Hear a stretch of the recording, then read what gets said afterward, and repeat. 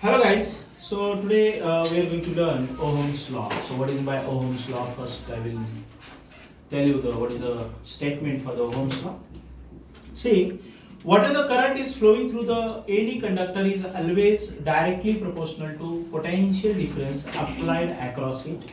But what is the condition? Physical state of that conductor remains constant. And what are the physical state? It's a area, it's a temperature and its length.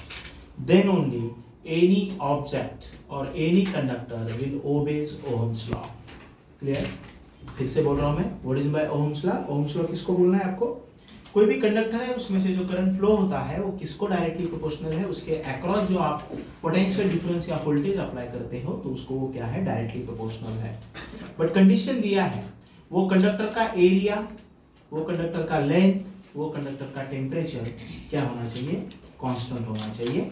That is called Ohm's law, right. So related to the Ohm's law आपको पता है statement में उसका formula क्या है, V is equal to I into R. V मतलब क्या, voltage, I मतलब क्या, करंट एंड R मतलब क्या है, रेजिस्टेंस.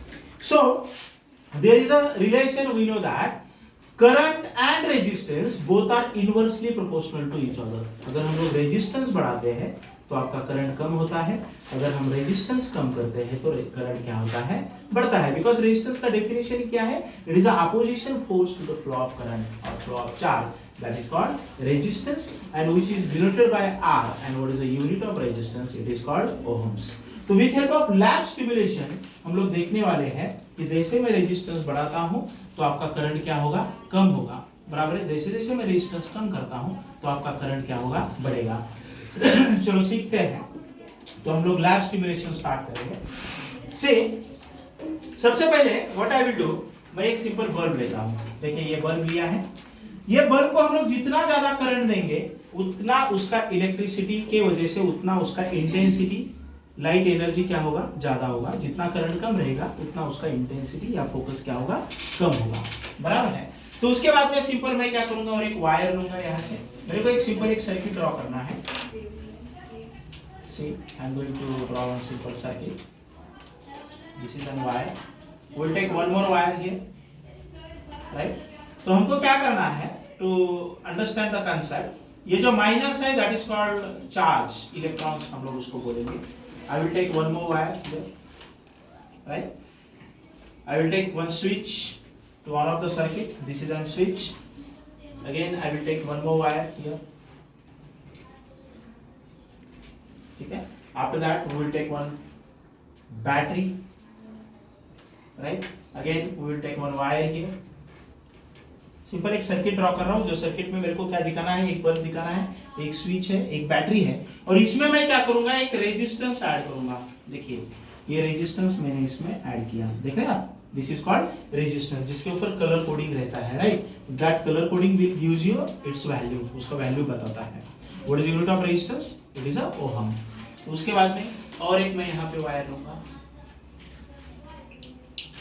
एक टर्मिनल में वायर का यहाँ पे कनेक्ट करता हूँ और दूसरा टर्मिनल में क्या करता हूँ, यहाँ पे रखता हूँ. और we'll take one more wire to complete the circuit. यहाँ पे एक टर्मिनल मैंने लिया और दूसरा टर्मिनल में वायर का क्या करूँगा, यहाँ पे लूंगा. बराबर. इसको हम लोग ऊपर नीचे भी कर सकते हैं. ठीक है. तो ये हो गया आपका पूरा एक circuit to understand the Ohm's law. Clear हो गया. बल्ब लिया है, एक स्विच है, एक बैटरी है, एक रेजिस्टेंस है. तो अभी मैं क्या करता हूँ, सिंपल स्विच ऑन किया. तो जैसे मैंने स्विच ऑन किया, what happen, bulb get close. Bulb on हो गया, दिख रहा है आपको. बल्ब ऑन हो गया और ये इलेक्ट्रॉन्स का फ्लो देख रहे हैं आप. It is a flow of electrons. अब मैं क्या करता हूँ, इसके ऊपर क्लिक करता हूँ, रेजिस्टेंस के ऊपर. तो सबसे पहले हम लोग क्या करेंगे, जीरो रेजिस्टेंस लेंगे. देखिए यहाँ पे दिख रहा है आपको, ये जो वैल्यूज है नीचे वाला, ये अभी 0 ओम रेजिस्टेंस है. इसका जो वैल्यूज है 0 है, तो बल्ब सबसे ज्यादा ग्लो कर रहा है. इलेक्ट्रॉन का स्पीड भी क्या है, ज्यादा है. अभी हम लोग क्या करेंगे, रेजिस्टेंस बढ़ाएंगे स्टेप बाय स्टेप. अभी मैं क्या करता हूँ, रेजिस्टेंस बढ़ाता हूँ. देखिए अभी आप देखिए जैसे जैसे मैं रेजिस्टेंस बढ़ा रहा हूँ, 4 ओम, 5 ओम, 6 ओम, वैसे वैसे बल्ब का इंटेंसिटी और इलेक्ट्रॉन का जो स्पीड है उसके ऊपर आप कॉन्सेंट्रेट करो.